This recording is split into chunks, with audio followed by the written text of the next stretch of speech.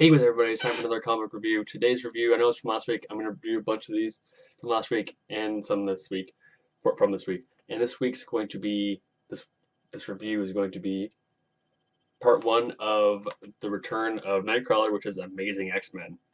So it starts off telling you a little backstory on who Nightcrawler is. He was uncanny. He was a swashbuckling hero. And overall, he was a man of God. But one day, he died. But is there something more? Something amazing. Get it? Amazing X-Men. Wink, wink, nudge, nudge. So we start off this comic with Kurt sitting on the edge of paradise. He's talking to a woman who is in paradise as well. I guess it's the afterlife, I guess. And she's saying to him, "It's even more beautiful on the inside. Why do you sit here?" It's like, "I like it here." They're talking back and forth, saying that he probably feels there's something left undone, there's something more, and he says yes. And it says it's always like that. There's stuff that you just don't get to say to people. You should come in to it and enjoy your afterlife.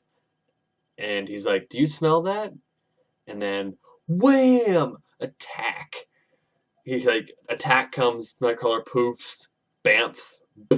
I think that's what it means. Like a bamf, like a pop. But continuing on his attack, he's like doing crazy like stuff like from X2 when he's like popping back and out of nowhere, like big epic fights. Him fighting like 10 people at the same time with his swords. And he's like sitting on a tree. It's like, "Oh, you even brought swords. Do you know how to use them?" And he keeps fighting them again, and he puts his swords across someone's neck. He's like, "Why are you here?" And he's like, "Wait a second. I smell brimstone. And it's not mine." And then he like turns, it's like epic, and it's Azrael, his dad. And it's like, "Well, what a nice place you have here, son. Do you mind if I burn it to the ground?" And they have a little bit of a fight. He has the red bamfs, obviously, because he's red. The red bamfs attack Kurt or Nightcrawler, whichever one you call him, and they have a little bit of a fight. They cross swords, and they cross swords. And Nightcrawler gets a little bit of advantage on his dad, but then his dad poofs. And there's like a red bamf all unconscious. And then the best line of this comic, I'll even read it to you. "My name is Kurt Wagner, and this is the story of how I fell from heaven. Although I suppose, if I'm being completely honest, I didn't fall. I jumped." And like I was like, "Oh, I love that saying. I just love it. I just love that part." So we flick over to the Jean Grey School for Higher Learning, and there's a new teacher, Firestar. Her name is Firestar. Her internal monologue is like saying, "Wow, wait, rookies say wow. You were an Avenger. You beat cancer. You were trained by Emma Frost," which is a pretty cool roster of accomplishments. And she goes in and she's like completely overwhelmed. Like she looks and she's like, "Is that a brood with glasses?" And then there's like a really funny. This comic is actually like really funny, and I guess because it's more geared to like high school type stuff and like more the interactions between the children. And I think it's funny. It's just really funny. There's one part where Warbird is talking to Iceman, and she's saying, it's like, "You don't have a mating partner. Your mating partner is gone." It's like Kitty Pryde is gone. It's like, "Warbird, you cannot come in our room. You cannot come into my room." It's like, "It was locked." "Locked doors do not open with 2 kicks." I was like, "What?" Oh, that was so funny. Like I was just laughing, and apparently Storm and Wolverine are together. Wolverine wants to go on a movie day. Storm's like, "That's cutting class."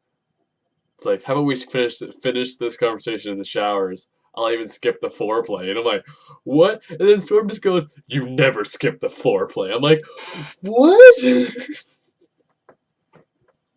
I'm like, "This is awesome, but hilarious and weird at the same time." Like it was funny, and I loved it. It was just weird. And then she's like, she keeps going, and she sees the Slimer guy. I can't think of his name off the top of my head. And he's talking to a tree. He's yelling at a tree in some weird language. And he has a big axe in his hand. And then we continue going on. And there's another part where Rachel Gray is like, everyone get to class right now, or migraines for everyone. And then Angel comes in. He's like, it's like, that's what she really means is, why is my brain on fire? Like, what? Rachel Gray is apparently burning Angel's brain. It's like they burning his brain. And then Firestar is like, why does no one, can no one have a normal conversation? Because she's been trying to talk to everyone and everyone's ignoring her or just blowing her off. And then we get the best line in the whole comic. And it comes from Hank McCoy. And it's amazing and awesome. And it is, I will murder them in their sleep. Like, it's like, literally, I will murder them in their sleep. It is just so funny. I'm like, and he goes, oh, Firestar, you perfect.